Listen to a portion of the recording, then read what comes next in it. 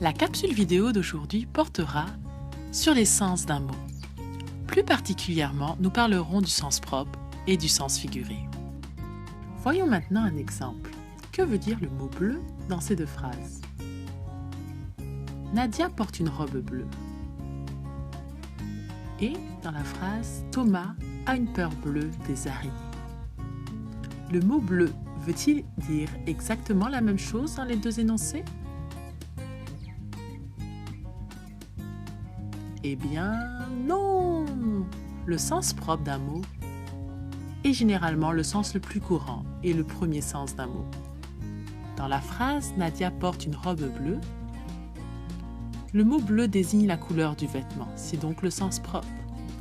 Alors que dans la phrase « Thomas a une peur bleue des araignées », le mot bleu indique que Thomas a ressenti une peur intense. On parle alors du sens figuré. Voici d'autres exemples. Comme vous pouvez le voir, le sens figuré des mots donne une signification dérivée, souvent imagée. Le sens figuré se retrouve dans de nombreuses expressions, comme raconter des salades, avoir la tête dans les nuages, ou donner sa langue au chat par exemple. Une expression figée est une suite de mots que l'on ne peut pas modifier. Pour la comprendre, il faut comprendre le sens général de celle-ci, l'image qu'elle crée. Avoir la tête dans les nuages, par exemple, veut dire être un peu déconnecté de la réalité. Donner sa langue au chat veut dire demander la réponse à une question. Et raconter des salades signifie raconter des mensonges. En connaissez-vous d'autres? Écrivez-en une et partagez-la avec vos camarades à la fin de la vidéo. Quand vous êtes en contact avec le langage figuré, vous devez faire un effort d'interprétation afin d'en déchiffrer le sens. On ne peut pas prendre le langage figuré au pied de la lettre. En effet, le langage figuré fait appel à une ressemblance qu'il puise dans le sens propre du mot.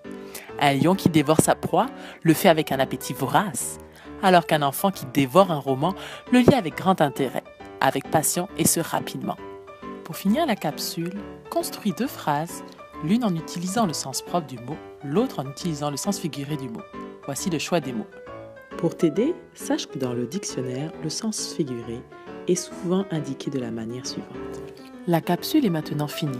J'espère qu'elle t'aura permis de t'éclairer sur ce qu'est le sens figuré d'un mot. Bien comprendre le sens des mots, c'est aussi enrichir son vocabulaire, mieux s'exprimer et mieux comprendre les textes lus dans toutes les matières.